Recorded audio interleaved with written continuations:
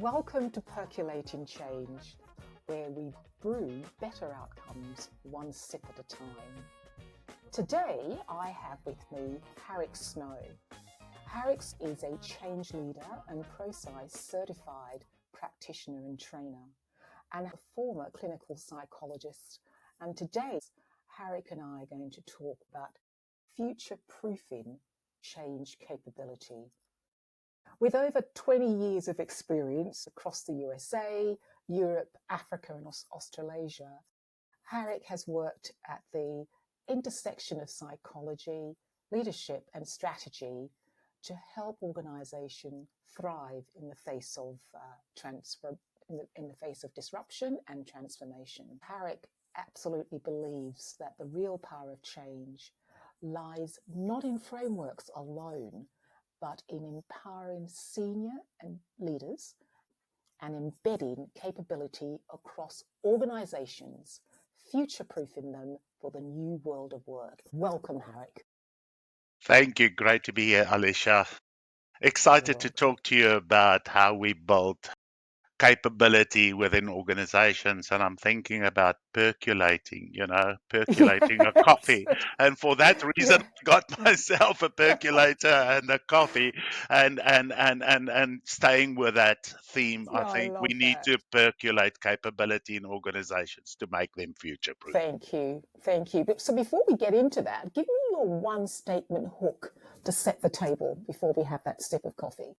Building organizational change capability is the ultimate future-proofing strategy, I believe, because in the world of constant disruption, adaptability beats prediction. That's my mantra in terms of saying, You may ask the question, for who is this, Alicia?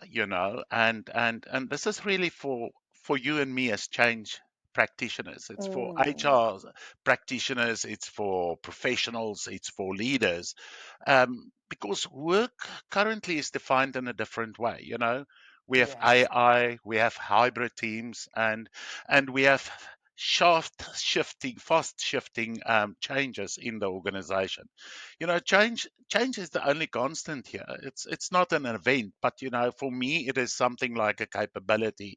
It's move on relying only on change managers to embed change, rather to embed the capability as part of the organization's DNA. It's about equipping those leaders and those teams and those individuals to adapt and to sustain and to stay resilient. And to me, that is really what all of this is about. I love that.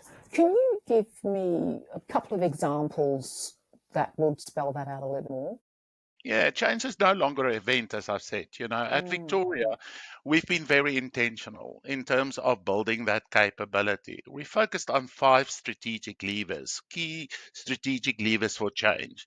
We focused on leadership, projects, skills, process, and structure, and leadership sets the tone. Without sponsorship, change stalls. And projects, as you and I know, are the vehicles for change. So we embed change practices into delivery from day one. We even go so far as to do certain of the assessments before we go to business casing to ensure that change management is included into the business case as a cost. And skills are critical as well. We train our leaders, we train our staff in frameworks like ATCAR so that they can guide their teams. Processes, on the other hand, ensures consistency. You don't want contractors to come in and the one would be using Cotter or the other one would be using ProSci. You don't want to reinvent every time. And structure really provides that backbone. Things like communities of practice and governance across building the capability is very important. By strengthening these 5 levers, we've shifted from relying on one-off interventions to creating a culture where people at every level can adapt and sustain change. That is really the heart of future proofing. It's practical, it's repeatable, and it's human-centered. Yeah. So with your 5 levers, there is no guesswork. You've developed and firmed up on what that looks like and what that means. So an incoming change manager will be following that. That's right. There's framework. a framework, there's a framework, and all of our leaders at all the different levels, the sponsors, they receive sponsor training, so they know about the ABCs, as Prosi will talk to about, being active, visible, and communicating directly with employees and building that coalition for change. And then we have our middle managers whose task it is to facilitate the change with their people Yes, and to ensure that the people understand what are the benefits of the change for them at a deep personal level. So all of absolutely. these things helps to spread capability across the different horizontal levels, but even the vertical levels, because you want to cut across those silo lines as well when you deliver change. This kind of leadership, this layering, creates the depth in capability so that the next disruption, which you and I know will happen, and it will happen sooner than you think, you've got a bench of leaders ready to carry their people through, not just a single executive that Yeah. sponsors from the top. I'm impressed with this because this is at Victoria, because it's quite a layered approach, detailed approach. You're looking systematically across horizontally and vertically how these changes will actually impact people at a very personal level. Yes, it would. And if you would have asked me, in terms of what is the top three things that anybody can do tomorrow, um, Yes, yes. that would be That something. yes, I would love to hear what is the top three things that people can do from tomorrow. I would say senior leaders will tell you they know how to sponsor change. They'll tell you that. But what they mean is they know how to make decisions, and they know how to write the checks, and they know how to think about return on investment. What they don't get is the people side of sponsorship. So it's key to train your senior leaders so that you can strengthen those people side of change skills.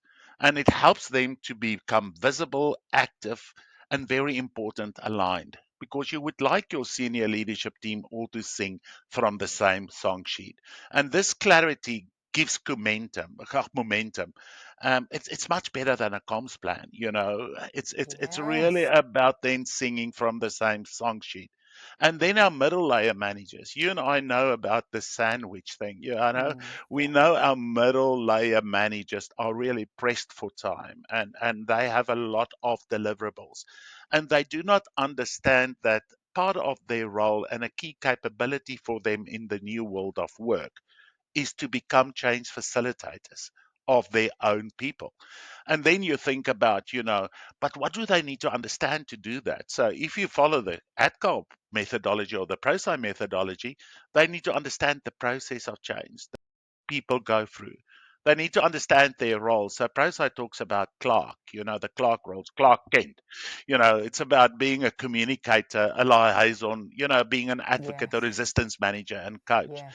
And when the leaders are really confident in these roles, their teams feel guided and supported.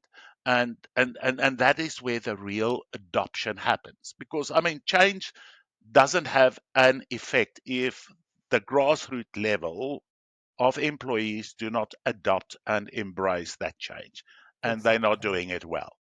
Exactly. And they follow their leaders, they listen to their managers. So we want to equip managers to be able to support the change. They And do that that. Clark system. That's right. And Yeah. then you also need to think about here communities of practice. And why am I talking about that? We know our senior leaders are influential. We know our people leaders are influential, but there are other people without rank that's also influential, Very true. Very true. Very and true.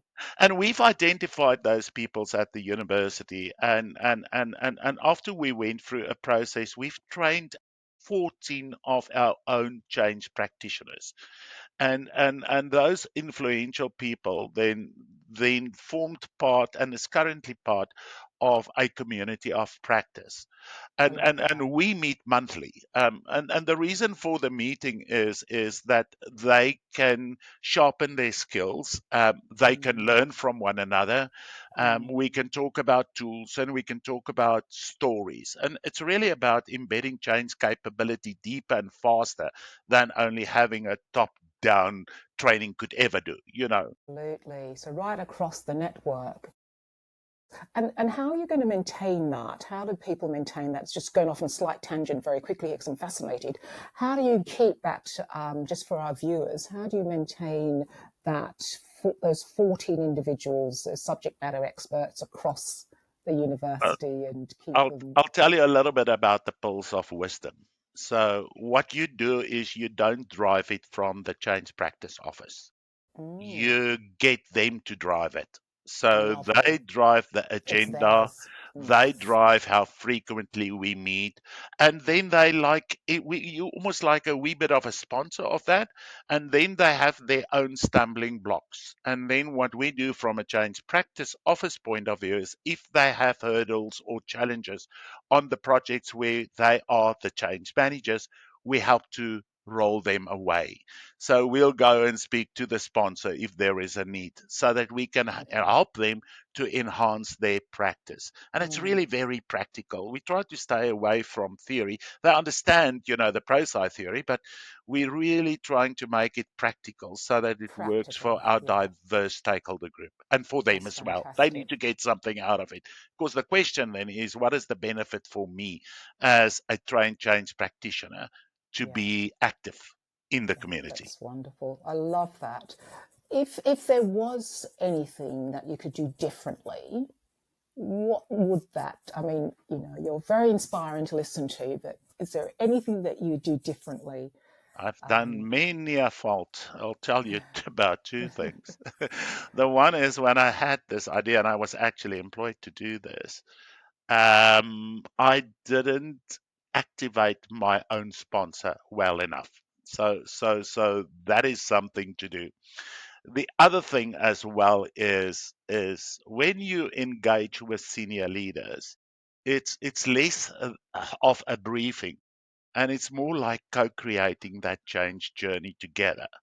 Because if the leader takes ownership and buys into the concept of change management and kind of know what is the value of change management and how it helps to link to return on investment, then there is ownership, and that helps to build this momentum, and leaders feel like the architects of the change.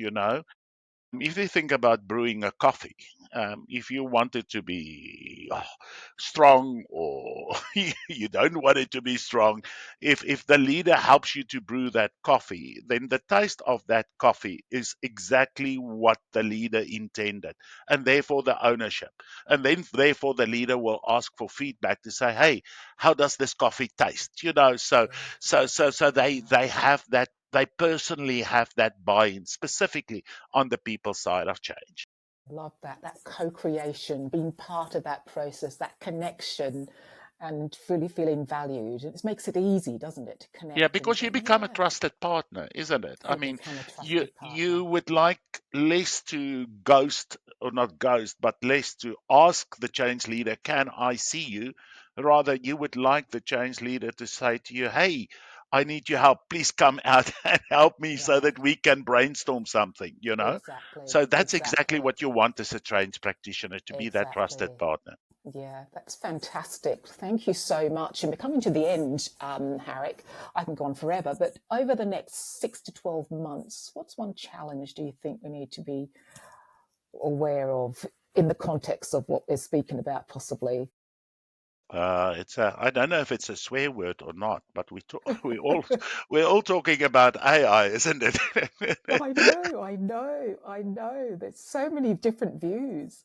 It is, and it's going to take my job. That's what people are thinking. But I think it's balancing this AI-driven disruption with really human-centered leadership.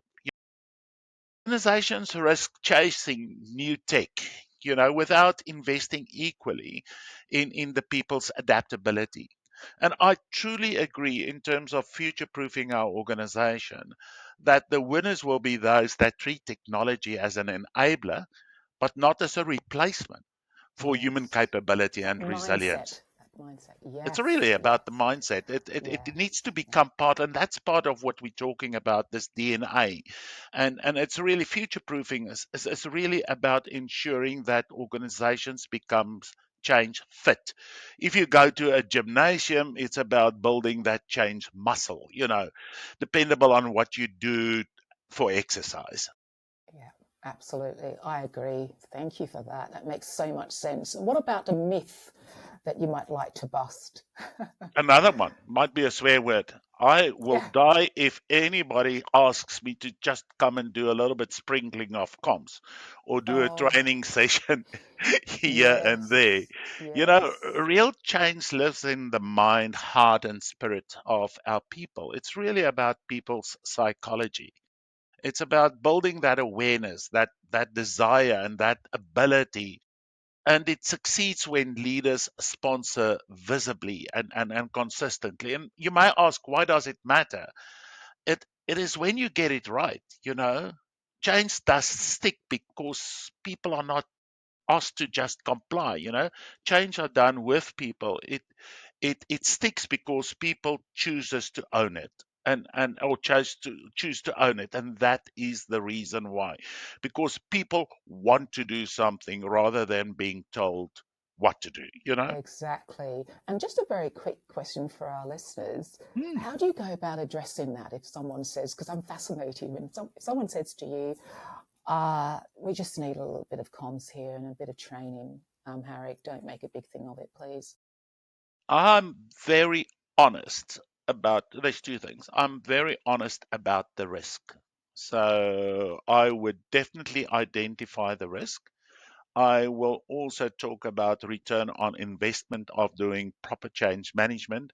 And what I do is I refer people back to their context. So, what I mean with context is, where have you seen good changes happening, and where have you seen less than good, bad changes happening within the university? And then we go on a conversation about why that is. And often it is the case that change management was either rolled out too late, or they tried to do it without change management capability, or they've used change managers just to build capability and do the comps. So you need to get people to understand the value and what you need to do within the context of your organization.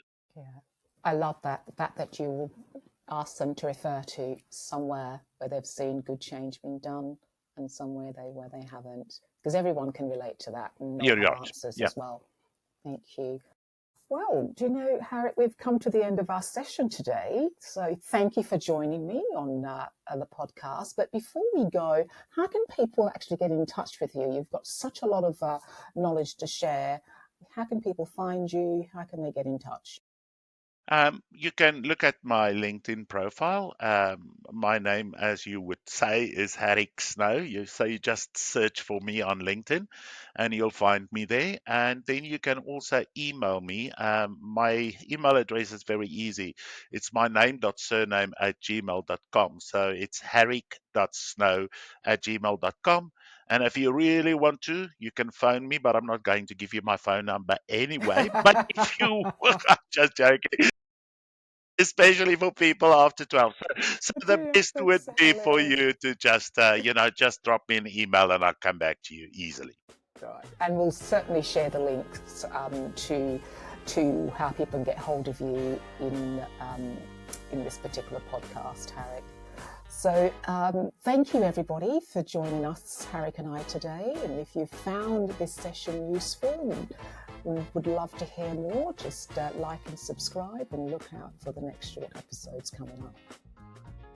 Thank you so much. Thank you. Thank you, listeners. And I really enjoyed chatting to you, Alicia. Thank you, Harrick.